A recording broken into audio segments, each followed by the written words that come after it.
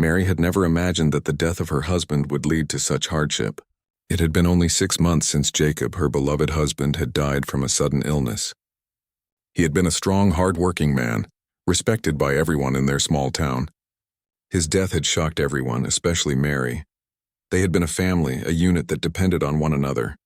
Jacob had always provided for them, and Mary had taken care of their small home and their young son, Daniel. But with Jacob's sudden passing, everything changed. The town, though small, was tight-knit. People depended on each other to survive in those harsh frontier days. But as much as the town had mourned Jacob's passing, whispers began to spread about his death. Some said that Jacob had been involved in something dark before his passing, things that Mary had no knowledge of. Rumors, of course, are hard to stop once they begin. Mary, who had been grieving deeply for her husband, was not only left to mourn him but also to fight the growing judgment of her neighbors. The whispers soon turned into accusations. People began questioning how Jacob could have suddenly fallen ill. What had really happened in those final days of his life? The townspeople, instead of offering support, began to distance themselves from Mary and Daniel. They no longer visited their home, and the friendly greetings that had once been a part of Mary's daily life turned into cold stares. To make matters worse, some members of the town's council believed that someone had to pay for what happened to Jacob. They needed to make an example out of someone. Mary was an easy target. They blamed her for not taking better care of her husband, even though his illness had been sudden and unpredictable. They claimed that perhaps she had been involved in something sinister, or that her actions had led to his death in some way. The people in the town, looking for someone to blame, found it convenient to point their fingers at Mary. In their eyes, she wasn't just a widow. She was a woman who had brought misfortune to the entire town. They couldn't trust her anymore, and they certainly didn't want her around, especially now that she had no one to vouch for her. As cruel as it seemed, the town council made a decision. To punish Mary for her perceived role in her husband's death, they would send her and her young son, Daniel, away from the town to live with someone who could teach them a lesson. The man they chose was a recluse, a mountain man named Samuel. Samuel had lived alone in the mountains for as long as anyone could remember. No one knew much about him except that he had been a soldier in his youth, had lost everything dear to him, and had retreated to the wilderness to escape the pain. They said he was dangerous, a man who had no time for people, and that made him the perfect punishment for Mary. The council figured that living with Samuel would be a harsh lesson, a life of isolation and survival. They believed the mountain man would teach Mary to be strong, to live without the comforts she had once known. Mary, however, had never heard of this Samuel before. She had no idea what kind of man he was or what her future would look like living in such isolation. But what other choice did she have? The council made it clear that it was either accept the punishment or be exiled from the town forever. Her son Daniel would have no future in a town that saw them as outcasts. So, with no other options, Mary reluctantly agreed to leave the town. The journey to the mountains was long and grueling. The path was narrow and winding, and the landscape grew more rugged with each passing mile. Mary couldn't help but feel a mix of emotions, fear, anger, and sadness. How had her life come to this? She was once a happy wife, living a peaceful life with her husband and child, and now she was being sent away, punished for something she had no control over. She gazed at Daniel, who had been quiet for most of the journey. His small hand held hers tightly as they walked, and Mary could see the confusion and fear in his eyes. He didn't fully understand what was happening, but he knew enough to sense that something was wrong. She had tried to reassure him, telling him that they would be fine. She spoke with false optimism, trying to hide the terror she felt deep inside. She had to be strong for him, even though she felt completely lost herself. As they walked deeper into the forest, Mary wondered what kind of man Samuel was. The only thing she knew for certain was that he lived alone, far from the town in a cabin high up in the mountains. The council had warned her that Samuel was not one to show kindness easily, and that Mary and Daniel should expect little in the way of hospitality. She imagined the mountain man as a gruff, unfriendly man who would likely force them to fend for themselves in the wild. The thought of it made her stomach turn. She had never lived in such conditions, and Daniel was so young. She had no idea how they would survive in a place like that. Eventually, the trees began to thin out, and Mary could see the outline of a small cabin in the distance. It looked so out of place, perched high up on the mountain like an abandoned place, isolated from everything. As they approached, she could feel her heart beat faster. What would this new life bring? What would Samuel be like? When they finally reached the cabin, they were greeted not by a warm fire or friendly conversation, but by silence. The door to the cabin creaked open slowly, and standing in the doorway was a tall man with rough features and a hardened look in his eyes. His clothes were simple and his face was weathered, as though he had spent a lifetime in the harsh outdoors. Mary's first impression of Samuel was that he was someone who had been through a lot, someone who had seen too much of the world to ever trust it again. He looked at her and Daniel without speaking, his gaze piercing and unreadable. It was clear that he was not interested in small talk, and Mary didn't know what to say either. After a long silence, Samuel finally spoke in a deep, gravelly voice. "You're the ones they sent," he said, his voice filled with a certain emptiness. Mary nodded, unsure of what else to do. She had heard the rumors about Samuel, but she hadn't been prepared for the coldness in his voice. "Yes," she said, trying to steady her nerves. We have nowhere else to go." Samuel simply nodded, stepping aside to allow them into the cabin. Mary didn't know what to expect, but the cabin smelled of smoke and wood, and it was dimly lit by a small fire crackling in the hearth. It felt strange, almost like stepping into another world, a place where time had stood still. She had no idea what the future held, but for the moment, she was there. With her son by her side and the mountain man watching them with his piercing eyes, she would have to make this strange place her new home. And as she crossed the threshold into the cabin, she couldn't help but wonder if this punishment might be more than just the beginning of a new chapter in her life. Samuel had always chosen to live alone. He'd made peace with it a long time ago. To him, the mountains were home, silent, isolated, and untouched by the chaos of the world. The wind in the trees was his only company, and the sound of the river rushing over stones was his music. In the stillness of the wilderness he had found solace, far away from the memories of his past that haunted him. Before the mountains, Samuel had been a soldier, serving in a war that had taken everything from him: his family, his friends, and his hope. He'd gone to war as a young man, eager to prove himself, full of dreams of honor and glory. But war, as it often does, shattered those dreams. It took him to dark places, places where he saw too much pain and loss. By the time the war ended, Samuel was no longer the hopeful young man who had left his home. He was a man broken by grief, a man who had seen the worst of what humanity could do. He didn't speak about those years. The memories were too painful, and words couldn't even begin to describe the horrors he had witnessed.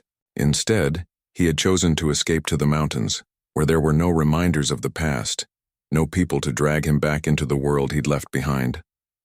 For years, Samuel had lived in solitude, finding peace in the quiet of nature. The mountains were his refuge, and he took pride in his ability to survive on his own, relying only on himself. When Mary and Daniel arrived at his cabin, it was the first time in years that anyone had set foot in his home. Samuel had grown used to being alone, to the rhythm of his days without anyone to answer to, without anyone to care for. The thought of having people, especially strangers, live with him felt strange, even unsettling. But he had no choice. The town had sent them, and he had agreed out of some strange sense of duty, though he didn't quite understand why. At first, Samuel wasn't sure what to make of Mary. She was different from the people he was used to. She didn't seem hardened by life like most people who lived in the harsh world outside the mountains. There was something soft about her, something fragile in the way she looked at everything with wide eyes. He noticed how her gaze often drifted to the trees outside, as if trying to find something familiar in the unfamiliar. She was out of place here, in this world of rough edges and solitude. At first, Samuel didn't speak much to her. He had little interest in getting to know her. What could he possibly share with someone like her? She was a widow, sent here as punishment, and he was a man who had chosen to live alone, far from the world that had caused him so much pain. There was no reason for them to bond, no reason for them to talk. Mary, however, was not someone to give up easily. Despite her fear and uncertainty, she needed to make things work. She had no other option. She had to take care of Daniel, and in this place, surrounded by nothing but trees and mountains, she had to survive. She wasn't sure if Samuel would help her, but she would try. Every day she watched him, trying to understand the way he lived. He seemed to move with purpose, never wasting time. always focused on the task at hand. One morning, as Samuel left the cabin to gather firewood, Mary followed him quietly. She wasn't sure what she expected to find, but she knew she needed to learn how to live here. She had never been much of an outdoors woman, and the thought of living in the wilderness terrified her. She couldn't stay inside forever, hiding from the reality of her new life. Samuel noticed her following him after a while. He didn't speak at first, but then, when he saw her struggling to keep up with him, he stopped and turned. "You should stay close to the cabin," he said, his voice gruff.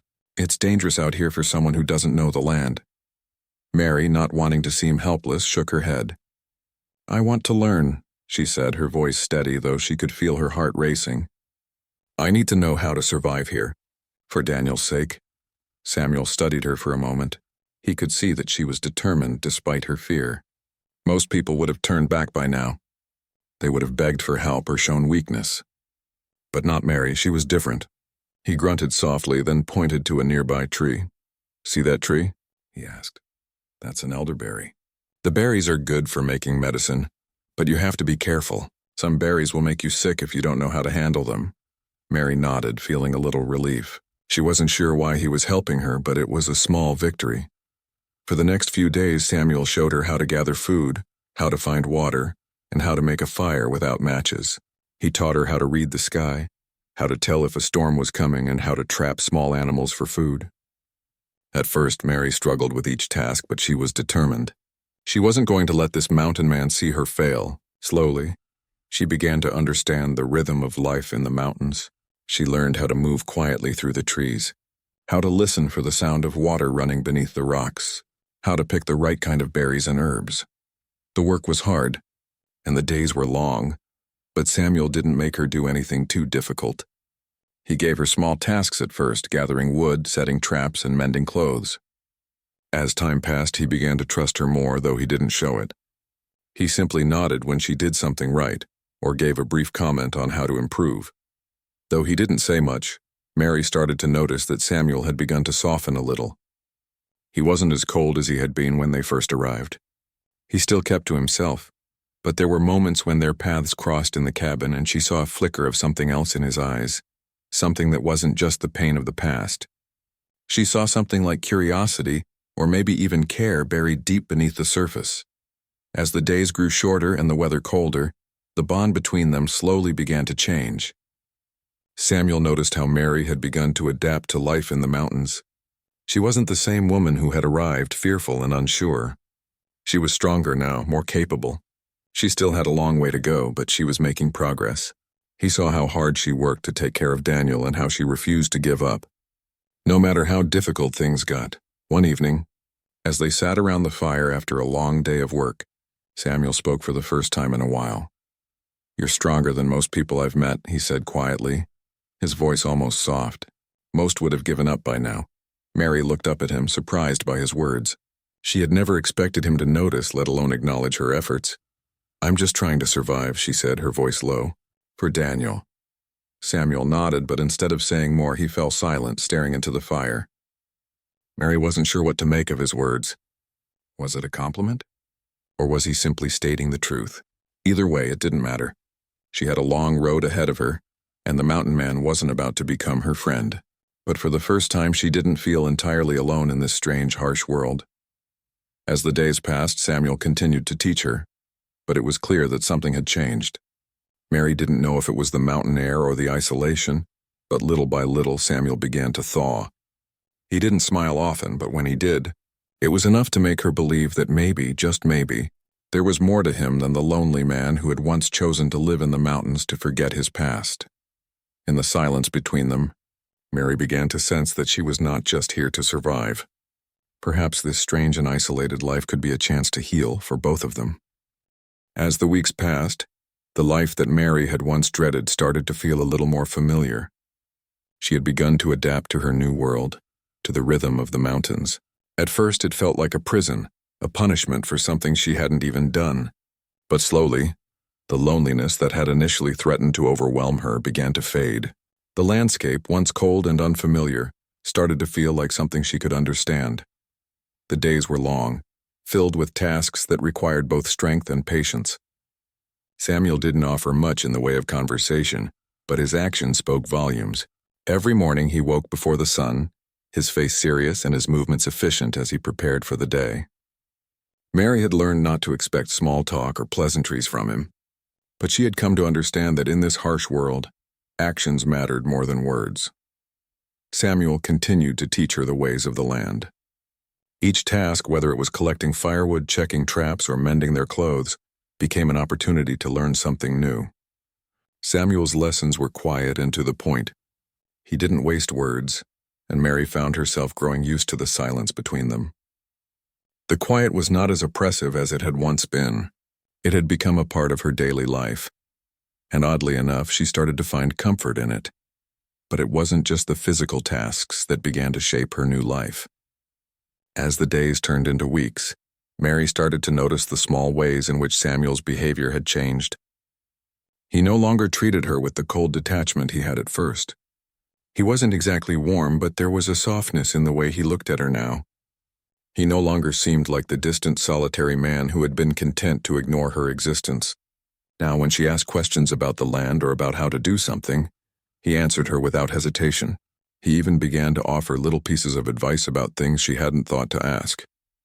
One evening, after a long day of gathering berries and herbs, Samuel handed her a small bundle of dried plants. "These will help you sleep better," he said, his voice low but not unkind. "They're soothing. When the nights are cold and long, you can make tea with them." Mary was surprised by his gesture. She had never expected him to care about her well-being. He had never shown any interest in her comfort, or so it seemed. But now, as she looked at the bundle of herbs in her hands, she realized that perhaps he had always cared in his own way, just in a way that didn't involve words or warm gestures. "Thank you," she said quietly. Touched by his thoughtfulness, Samuel didn't respond. But she noticed a brief flicker of something in his eyes, something that was hard to name. It wasn't pity. It wasn't sympathy. It was something else, something she hadn't seen in him before. And it made her wonder if, maybe, Samuel wasn't as unaffected by the world as he liked to appear. The days grew shorter as autumn began to settle over the mountains. The once vibrant green leaves of the trees turned golden and red, and the air became crisp and cool. Mary noticed that Samuel's routine began to shift with the changing seasons. He spent more time preparing for the coming winter, gathering firewood and reinforcing the cabin. Mary, too, pitched in. Though she wasn't as experienced as Samuel, she worked hard, doing everything she could to help prepare for the cold months ahead. One afternoon, as they worked together to gather firewood, Mary found herself thinking about Daniel. He had grown stronger since they had arrived in the mountains, though the isolation had begun to take its toll on him.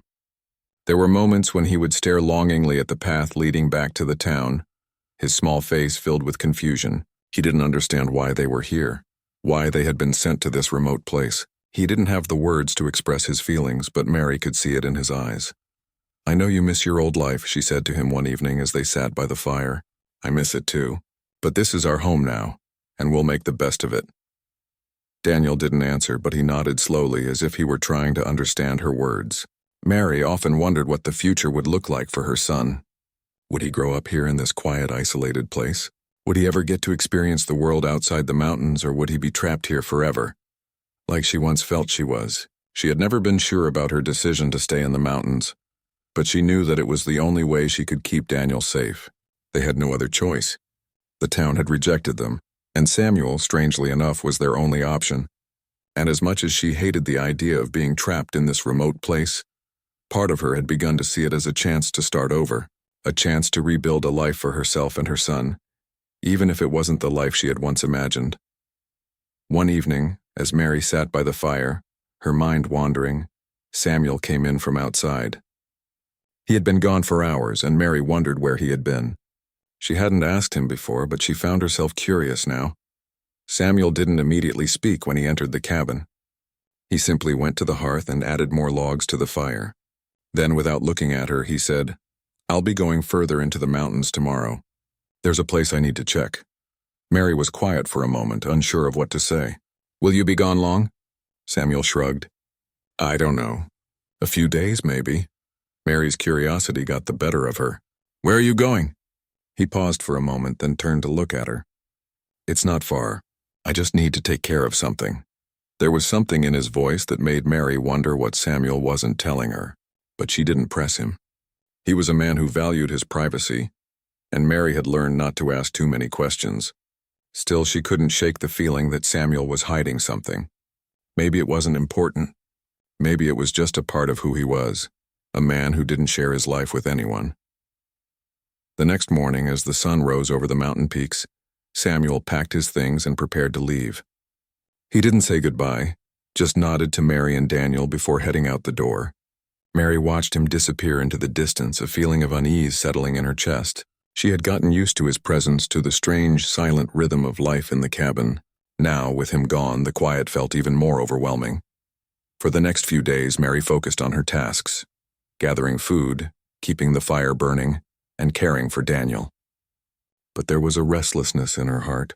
She couldn't explain it, but she felt like something was changing. Something was different. When Samuel returned days later, Mary saw that he had changed. There was something about the way he carried himself, something in his eyes that told her that his time away had affected him. He didn't say anything about where he had been or what he had done, but there was a quiet tension in the air, something unspoken between them that neither of them addressed. Despite this, their relationship had shifted in ways neither of them had expected. Samuel wasn't the same man who had first welcomed her into his cabin with cold silence. He wasn't warm, but there was a gentleness to him now. A gentleness that made Mary wonder if perhaps he had begun to see her in a different light. The days grew shorter as winter crept closer, wrapping its cold fingers around the mountain. The crisp air that once carried the sweet scent of autumn now smelled of frost and snow. Mary could feel the change in the air, and with it a growing sense of urgency. Winter in the mountains was harsh, and it would come quickly. There was no time to waste. She had to prepare. At first it had seemed like a never-ending struggle. The cold nights, the unfamiliar land, and the silence had all weighed heavily on her. But as the months went by, Mary's body grew stronger and her heart grew more determined. She had learned to make the most of every day. The work was hard, but it gave her a sense of purpose that she had not felt in a long time. Samuel had become a more constant presence in her life. Though still quiet and often distant, his actions spoke louder than words. They worked together side by side each day. He continued to show her how to live in the mountains, how to protect herself and Daniel from the dangers of the wilderness. They hunted, fished, and gathered supplies for the coming winter. Every day she felt herself becoming more capable. She was no longer the fragile woman who had arrived in the mountains months ago. She had become someone who could survive here, but it wasn't just the physical tasks that had changed. The bond between Samuel and Mary had shifted as well. They had begun to share more than just the responsibilities of survival. There were moments, small and fleeting, when their paths would cross in the cabin. A glance would linger a little longer than usual, and their conversations, though still sparse, had started to feel less like obligations and more like real exchanges. Samuel no longer treated her like an outsider. He seemed to have accepted her presence here, even if he didn't show it in obvious ways. One evening, after a long day of hunting, Samuel returned to the cabin, carrying a large deer over his shoulders. Mary was by the fire, preparing dinner for herself and Daniel. When she saw him, her eyes widened in surprise at the size of the deer. It was a good catch, one that would feed them for weeks. "You did well," she said, not just to acknowledge the hunt, but also the effort Samuel had put into it. Her words felt more natural now, and she realized that she no longer had to force herself to speak. She was starting to feel more at ease in his presence. Samuel, his face flushed from the cold and the exertion, nodded curtly but didn't say anything. He dropped the deer in the corner and began to clean it. Mary moved to help, instinctively grabbing the knife. They worked together, silently, their hands moving in practiced rhythm. Though they didn't speak, the air between them felt different, softer somehow. "Thank you," she said again, this time for the meal, for the hard work, for everything. She wasn't sure why she said it. It wasn't as if she had expected anything from him, but somehow she felt grateful. Samuel paused, his back to her as he continued to work. "You've earned your place here," he replied quietly without turning to look at her. "You've been here long enough now." Mary's heart fluttered at his words. It wasn't much, but it was something. In a way, it was more than she had expected. Samuel wasn't the type to offer compliments easily, and for him to say that she had earned her place felt significant. She didn't know exactly what it meant, but she knew it was important. Maybe, just maybe, he was starting to see her not as an outsider but as someone who belonged here. As the days went by, she began to notice that their small interactions had changed. Samuel would linger a little longer when he spoke to her, and his eyes no longer darted away so quickly. Mary, too, began to feel something stir within her.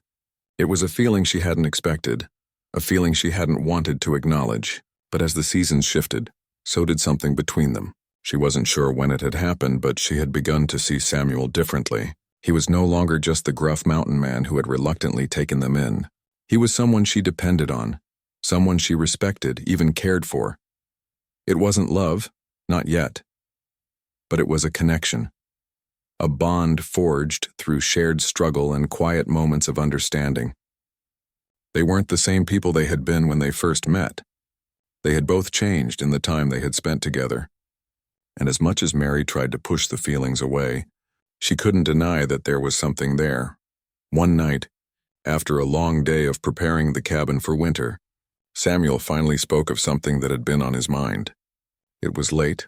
The fire had burned low and Daniel was asleep in the corner of the cabin. Mary sat beside the hearth, her hands resting in her lap, when Samuel unexpectedly broke the silence. "I never thought I'd have anyone here," he said, his voice quieter than usual. His eyes flickered to the fire, avoiding her gaze. "I thought I would always be alone." Mary was taken aback by his words. She hadn't expected him to admit that. Samuel had always been so independent, so determined to keep others at a distance. She hadn't known that he had felt the weight of his solitude. "I didn't expect it either," she replied softly, "but it's been good in its own way." Samuel nodded slowly, his hands resting on his knees. He still didn't look at her, but his words felt heavier than usual. "You're stronger than you seem. I didn't think you'd last here." Mary smiled, though she wasn't sure if it was because of his words or because she had grown used to the quiet moments between them. "I've learned a lot from you." There was a long pause, one that stretched between them like a thread that was both fragile and strong. Finally, Samuel stood up and added more wood to the fire. "We'll be ready for winter," he said, as if changing the subject, but Mary could hear the undercurrent in his voice. It wasn't just about the fire. It wasn't just about preparing the cabin. There was something more, something unsaid. And for the first time, she felt like maybe they were both ready for what was coming. Over the next few weeks, as winter settled in fully, their life in the mountains became a routine, but it was a routine that had taken on a rhythm of its own. Samuel still didn't speak much, but his actions had become more familiar to her. They were partners now in everything. They hunted, they worked, and they survived together. The mountains, which had once seemed so harsh and unforgiving, had become a place where they could build something more than just survival. The cabin was warm now, and Mary had learned how to make it a home, not just a shelter. She decorated the walls with simple touches, pieces of cloth she had sewn herself, and dried flowers she had found in the wild. Daniel played by the fire, his laughter now a welcome sound in the stillness of the mountains. It was on one of those cold, silent nights that Samuel surprised her again. He had come in from the cold, his cheeks flushed from the brisk air, and for the first time, he sat down across from her by the fire.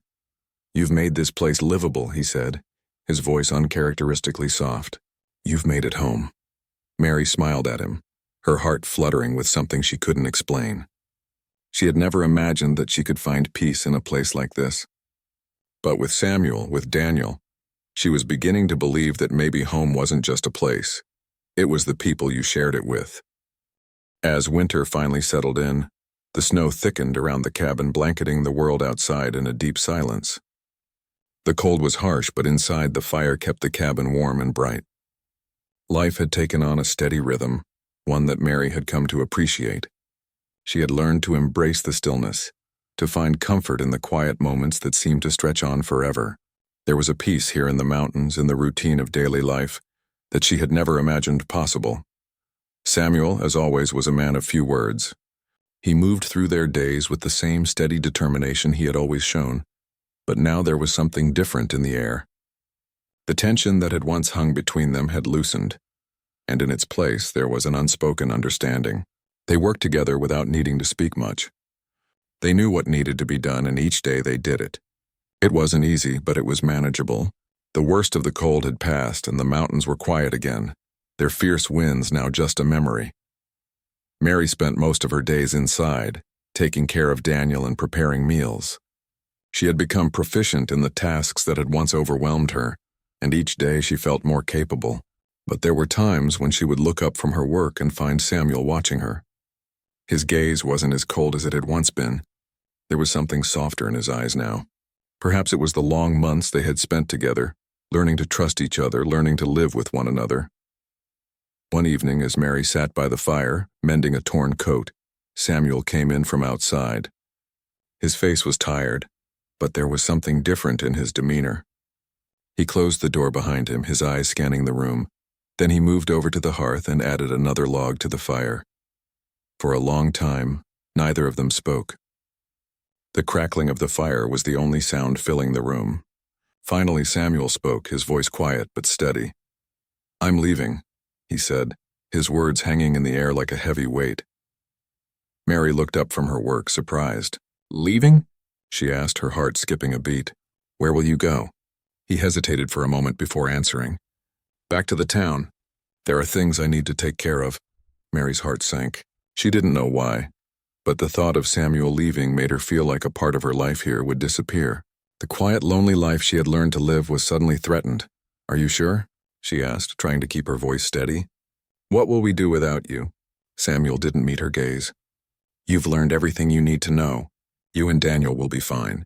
You've made this place your own. I don't think I'm needed here anymore." Mary stared at him, trying to process his words. She didn't understand. Why was he leaving? What had changed? The last few months had been the most peaceful she could remember in a long time.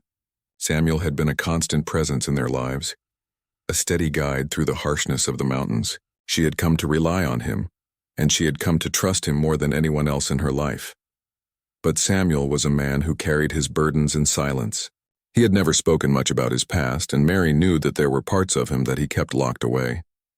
She had always sensed that there was something more to him, something he wasn't sharing. Perhaps this was his way of dealing with it, by leaving. "I don't want you to go," she said softly, the words slipping out before she could stop them. "We've made it this far together. It's been good, being here with you."